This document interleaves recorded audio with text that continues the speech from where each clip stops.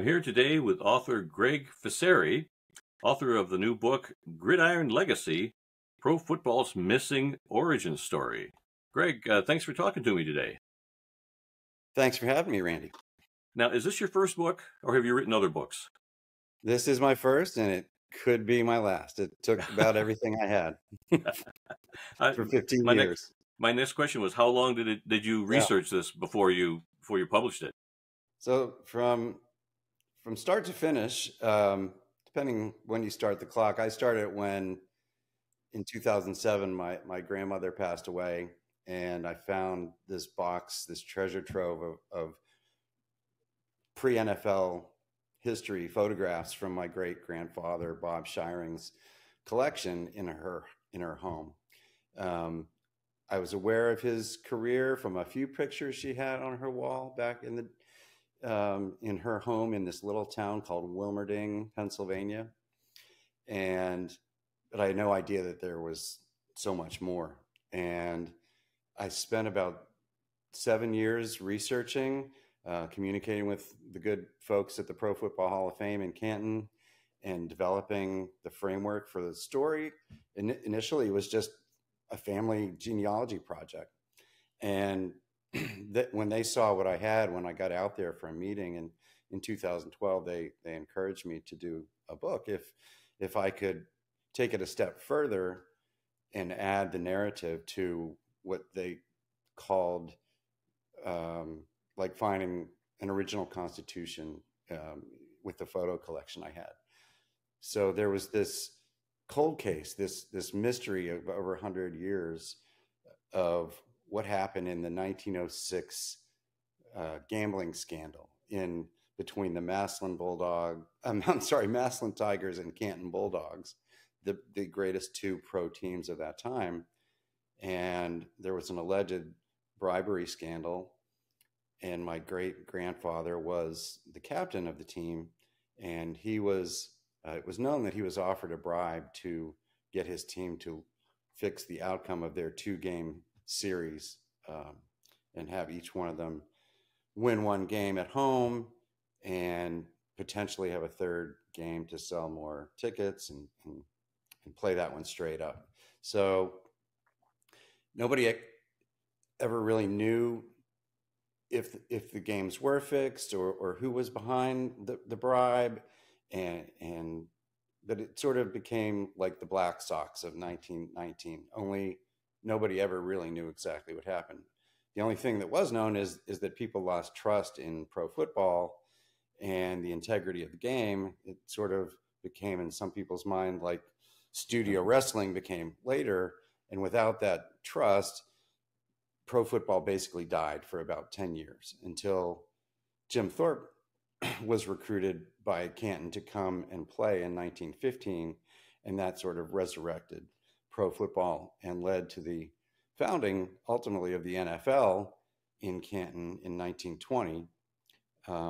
So the Hall of Fame is there because pro football, not because pro football started there. It started in Pittsburgh in 1892, but because the NFL was founded there. And that's something that hardly anybody knows. So in a nutshell, that's sort of the arc of the book.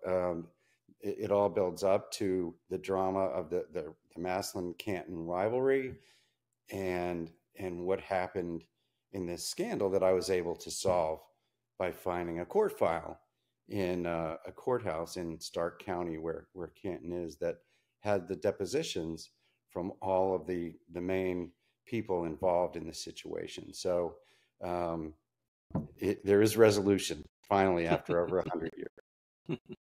Looking through the different chapters of your book, you basically run everything from the late 1800s right up to 1920 when the NFL was founded. So you kind of hit a little bit on everything that was happening in those early years that kind of are the period of pro football that has been forgotten to a lot of people. I mean, if anything before the NFL, people don't always think about that, but it's kind of all there in your book.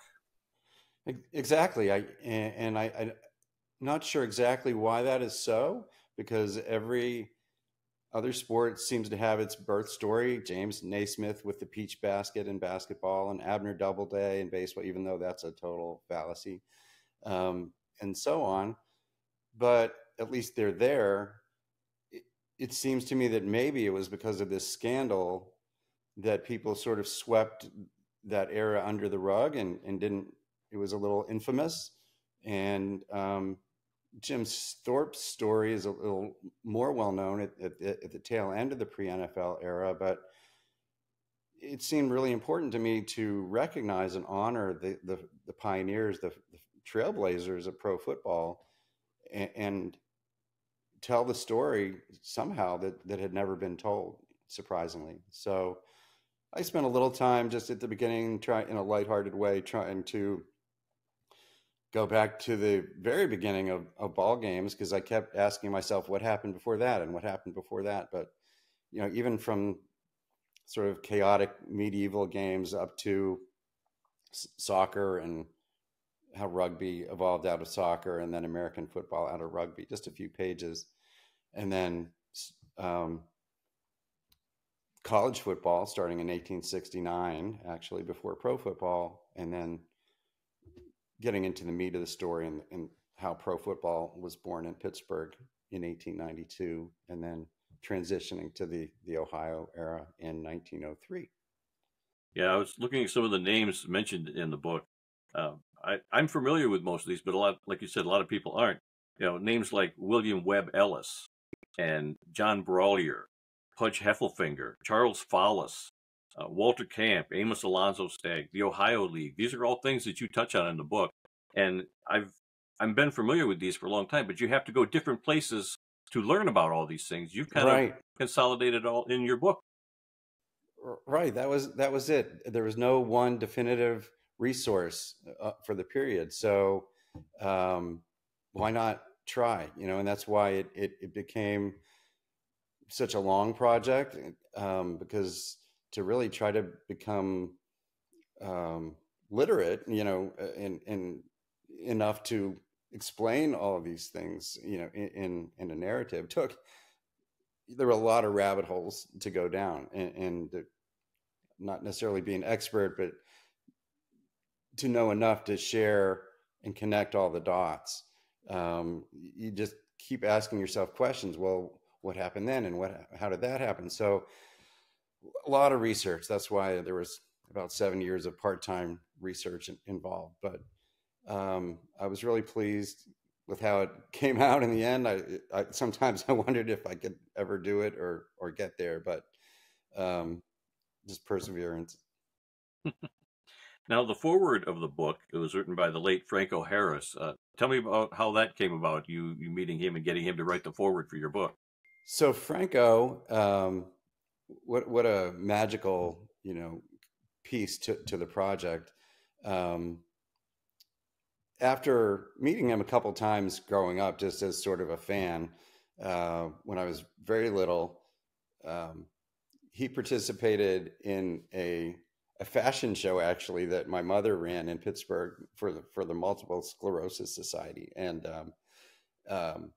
so he signed an autograph for me there. And all the Steelers and their wives, they walked the runway in, fancy 70s clothes. And so that's probably the first time. And I saved that autograph, and there's a picture of it in the book.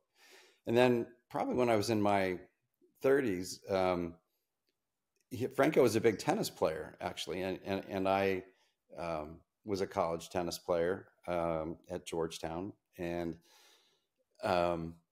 we participated in a celebrity sort of charity fundraising event at a high school, at my high school, actually, in Pittsburgh.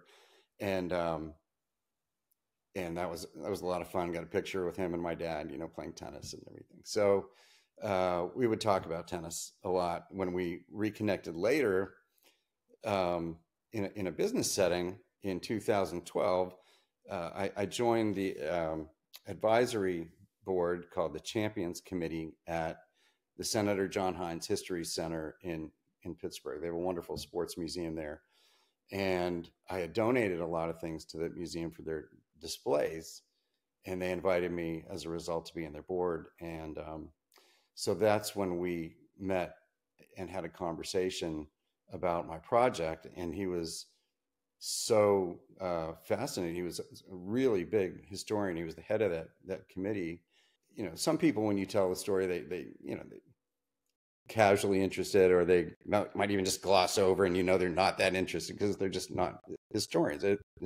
Not everybody is, and that's okay. But he was unusually connected, and to what I told him about it, and he really gave me some immediate feedback and encouragement about how special he thought the project was, and offered to help in any way he could. So that's when I came up with the idea to ask him to do the foreword when I was ready. But I said, I've got a lot of work to do. And he said, special words like, this is an evergreen project you have. It's not going anywhere. You have things nobody else has. Take your time, do a good job, and I'll be ready when you are. And I was like, wow. So it took 10 more years until I reached back out to him. And he pretended to forget that he offered to do it. He's like, did I really say I would do that? And fortunately, he was kidding. And so I sent him what I had done, and he read enough of it over a weekend to talk to me the following week and say, you're a really good writer, and I really enjoyed what I read, and one part in particular that we sort of connected and bonded over. So he agreed, and we spent probably a couple of months going back and forth when we had time and editing it together. And I thought it was really special what he wrote, really heartfelt, better than the average forward.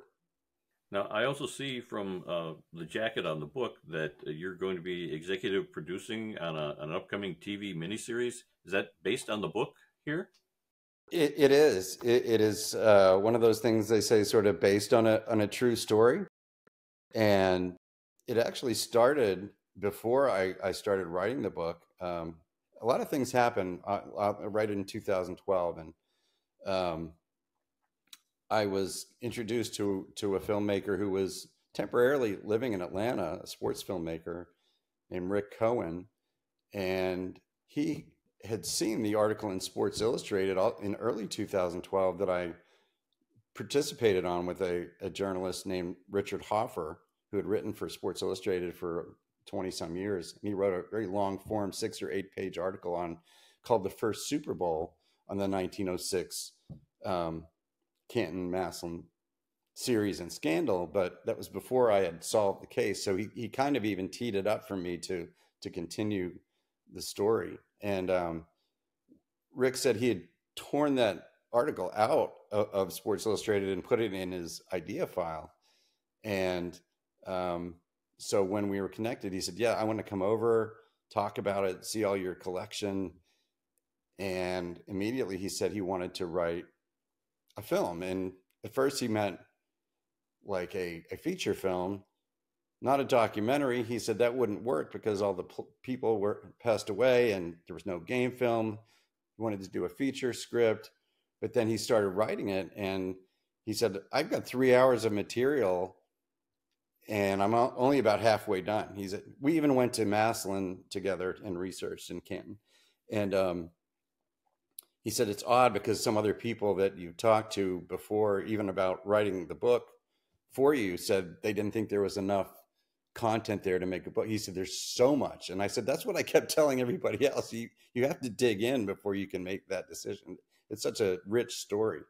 So he ended up doing a 6-part miniseries, and it's currently called Massillon. I think it should be called Canton because people associate Canton with football. But in either way, whoever, if a studio ever buys it, they can call it whatever they want and rework it however they want. But it's a very fun read, and it would make for a great show.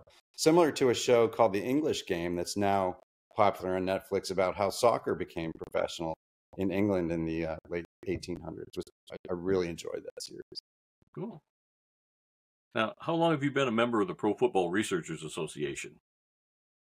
Ooh, I would say that probably happened in 2007 or right around that time, when I found the photos in my grandmother's home and started poking around the internet and discovered the PFRA and Bob Carroll, who was still with us at that time.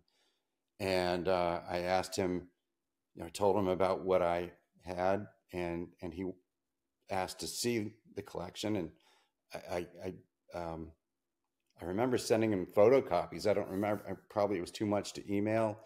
And we went, started going back and forth on email with his thoughts on who's identifying some of the pictures, players who weren't identified or teams. And he pretty quickly realized that this was a super special collection, and that Joe Horrigan and the Hall of Fame would be very interested in seeing it, and encouraged me to get out there, since he and Joe had worked on all of the articles on the pre-NFL era on the PFRA website years before that. So he and Joe were probably the two biggest experts on pre-NFL, at the time. And so they were totally, captured by the opportunity to add to the body of research and documentation on that period, because, as Joe said, they just had very little from that period, and that they were doing the renovation of the Hall of Fame around that time, and were interested in adding copies of things I had to their display. So we were in a very collaborative relationship while I was working on the book, where we would share everything that we had to help them and help me make the book the best it could be. Do you think there's a possibility that anything you put in your book might eventually appear in the Pro Football Hall of Fame, like maybe a little display or something of some information that you discovered yourself? Well, it's already happened. Oh, really? Okay. Yeah. At the end of the book, spoiler alert, in the very first exhibit in the Hall of Fame, in the rotunda, which is a timeline, you walk in and turn left, and the first exhibit there is the earliest artifacts from pro football. Initially, it was just some uniforms and things like that, and some old leather kinds of stuff. But I added what they call it the Hall of Fame, some of them, the holy grail of pro football. So along my journey of research, one of the teams that my great-grandfather played for was called Homestead, which is a little town about 5 miles east of Pittsburgh. It's an old steel town. Homestead Steel became Carnegie Steel, became U.S. Steel. And Andrew Carnegie built his first 4 libraries in the Pittsburgh area. And one of those 4 was in Homestead. And it was technically called the Homestead Library and Athletic Club. So it had a library, it had a gym, and a concert hall. It's very unique. But I didn't know that it still existed. And it was in that first meeting at the Heinz History Center in 2012, when I first connected with Franco Harris, that somebody else on the board there was from Homestead. And when we were all talking, he said, "Wow, you have to go over there and see what you can find out." And I said, "Over where?" And he said, "To the club. It's still there." I'm like, "What?" And he said, "It's just called something different now. It's called the Carnegie Library of Homestead." I'm like, "Oh my gosh."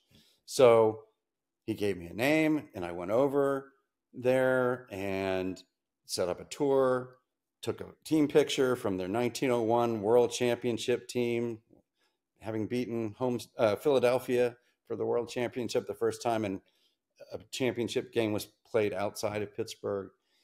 And they didn't know as much history as they had there. They're building, the cornerstone said built in 1898. They didn't have anything on this team and know their own history and connection to early pro football. So I was a little disappointed at first, but then after taking the tour with this guy who had been on their board, it was kind of like in a movie. I was just about to leave, and I asked one more question. I was right behind the information desk heading out, and I see one more door, and I'm like, what's that room? And he's like, oh, that's just a storage closet. There's nothing in there except some, you know, there's some old trophies in there. And I said, trophies? Ooh. I said, I've seen a picture of this World Championship silver cup from 1901 when the team won the World Championship. I said, let's take a look in there. And he said, it's just swimming and basketball and things and newer things. He said, I said, so I pressed on, being persistent. I said, can we take a look? He says, well, it's locked. I said, can we get the key? So he laughs and he plays along. I said, because I'm not coming back, to Pittsburgh anytime soon. So we go in. It's a 2-floor room, and the first floor is just well lit, files and books and toys and things. But it's almost like a time portal. There's this mini metal staircase that goes up in the middle of the room, and there's a balcony around the top. And you climb up there, and it's dusty and dark. And I was clearing away like taxidermy, like a bear and a deer on the way up there. It's kind of scary, cobwebs. And then there's a filing cabinet on the wall with about 20 or 25 old trophies on top of it. And I just scanned down, and I pointed at the one on the end, and I was like, that's it. That it was, I'd seen it before in the newspaper. And the guy laughed and shook his head, and I said, I need a ladder. So he got me a little step ladder. I climbed up and dusted it off, and sure enough, it said 1901 Interclub World, football champions. Spectacular, like sterling silver, like the top of the Stanley Cup. And wow. So I pull it down. We're like hugging and high-fiving, and my heart's exploding. And I looked down, and I saw another one that looked like a football. And it was a loving cup with 2 handles and a lid. And I got it down, and it said 1900, whatever, football championships. Pittsburgh Commercial Gazette was the newspaper that sponsored it. And it even had scores and from some of the games. And they had won the state championship professionally the year before that. Basically the national or world championship for what that was worth at the time. And so we called the Hall of Fame from, on the spot, and they said, absolutely, like, this is huge, send them out. And so we worked out an arrangement where they could display them. And so the 1901 Cup still sits in that first exhibit in Canton, and the 1900 one went on a national tour that they called Gridiron Glory for several years, and I think it's stopped now in a new outpost of the Hall of Fame called in Myrtle Beach. There's a branch of the Hall of Fame in Myrtle Beach now where that one stays. So that's sort of my contribution to history in a tangible and another physical way. And there's actually a mythological component to that, where this mythologist called Joseph Campbell talks about his concept of the hero's journey, and that applies to movies like Star Wars and Wizard of Oz and Field of Dreams, where people have a calling of some kind of, they follow an inner voice to discover something and go on a magical trip. And oftentimes there's an ancestor involved, like Darth Vader or, Kevin Costner's father in Field of Dreams. And there's a reward at the end of the journey, sometimes in different ways. And he calls it the Grail myth, and sort of the search for the Holy Grail. And so somebody explained this to me and said, look, you've actually discovered the Holy Grail of pro football. You did the hero's journey, which is, an amazing thing. But the last step of the hero's journey is returning to the real world, sort of coming back from Oz. And then Campbell says your job is to share your wisdom with your tribe and your people, to encourage them to take their own journeys, which we're all wired by our creators to do, and sort of a way of connecting with God, which is very cool. And so that person then told me, your job now is to write your book. So, share what you did with everybody and try to encourage other people to do. So that's really what my current, how I look at my current work. It's not work. It's a joy to be able to share the story and try to, not just for the story's sake and to honor the founders of the game, but also try to show other people what's possible and maybe encourage them to research their own genealogies and see what's there for them. That's awesome, Greg. That's really awesome. I neglected to show the book at the beginning, but this is the book, Gridiron Legacy. It is so heavy, so thick, but it is so awesome. The pictures in this are so awesome, and the whole thing is just really, really great. I mean, I had to have this for my home library, the vast World of Football library I've got going here. That was definitely something I needed to add to it. Did you think the book was going to be that big and this heavy when you started writing this? Not at all. My layout person and sort of pseudo publisher I worked with kept asking me, how long is it going to be? And we started out thinking 150, 200 pages. And I just kept saying, I don't know. I'm not there. I know what I wanted, the story I want to tell, but I don't know how long it will be. And it ended up being about 350 pages. And, how it would look and feel was not clear until I actually held it in my hand. But there's so many decisions you have to make about the weight of the paper and how the print will look on the paper. And I just wanted it to be the best it could be because it was kind of a one shot deal. So I spared no expense, as they say, on the paperweight, but maybe I went a little too far. I don't know. Yeah, well, no, the look and the feel of the book is just awesome. I'd call it a coffee table book, but you'd need one heck of a strong coffee table to hold this book. Is there anything else? Table book with a great story. I like. I don't want people to miss the story. No. Like I said, all the things. I was flipping through it, and I'd see that you mentioned this person in history, and I thought, I wonder if he mentioned so and so. Flip another page. Yep, you mentioned that person. Well, what about this one? I flip a few more pages. Yep, you mentioned that too. So yeah, you hit just about everything in the early days of pro football, even before pro football came along. So yeah, Jerome Bettis really called it the Book of Genesis of pro football in his quote in the. Good. Is there anything else that you'd like to mention that we haven't talked about today about the book or the story? Well, great questions, and we've covered I think all the important points I had in mind.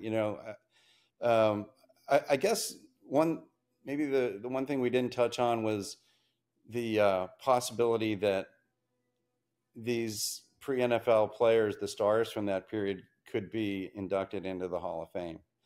And that's one thing you probably heard me at the PFRA conference in Canton a couple of years ago. I asked Joe Horrigan when he stood up there speaking about that possibility. And his answer was a little more hopeful than it had been in years prior to that, when he said it probably wasn't going to happen. And not because it's against their charter or anything. It is the Pro Football Hall of Fame, not the NFL Hall of Fame, for a reason. So they're totally able to do that. They just hadn't thought that they had enough information to differentiate the players that would be qualified. So as myself and others have done more research, I think that has become much more clear. I mean, I think just at a basic level, if you look at who were the best teams and then who were the best players on the best teams, you have a pretty good group. And they weren't throwing the ball around. So it's basically, there were no receivers in the mix, and defense wasn't mentioned much in any of the story accounts. They weren't even naming positions on the defense at that time. So, you had your quarterbacks, running back, and linemen, and basically whoever was mentioned, in the stories in the papers and somebody whose name I can't recall. I'm sure you know through the PFRA, John Wilkie, I think is his name, did a great job researching recently in a new PFRA article, who was mentioned each year the most times in several of the stories. So that gives you an idea of who the best players were. So then it came to a point for Joe where, like, well, there's too many. Maybe there was 20 of them that could be recognized. And so they can't put them all in at least at one time. And at this point you're splitting hairs, like how to do it, not if you should do it. Put a couple in at a time, and if they don't get their own bust, at least that there should be a better exhibit or some sort of exhibit to honor them as a group. Some sort of recognition. I don't know. I think, as a museum, basically telling the history of the game, I think they're missing something. They're falling short of the mission if they don't recognize the founders of pro football. So I don't know what it's going to take. I think with Joe being back there, I think his presence and sort of push is probably helpful. And if he leaves, I think that might, if and when he leaves and retires, that might become harder. But I don't know. I think, some of us need to keep trying. Yeah, definitely. So where can people get a copy of your book? Yeah. So the book has its own website at gridironlegacy.com, and buying there, you get a signed copy from me directly. But it's also, as of August, is now available on Amazon, Barnes & Noble, retailers everywhere, online and in person. I was delighted to stop in at a Barnes & Noble a couple of weeks ago and find my book there. So I'm also going to be doing a book signing at a new location in Atlanta for Barnes & Noble on November 4th in East Cobb, Georgia. So big things are happening. I've been doing several podcasts. Thanks again for having me, and radio interviews, and hope to do some more speaking events around the country as well, just to share the story. Okay.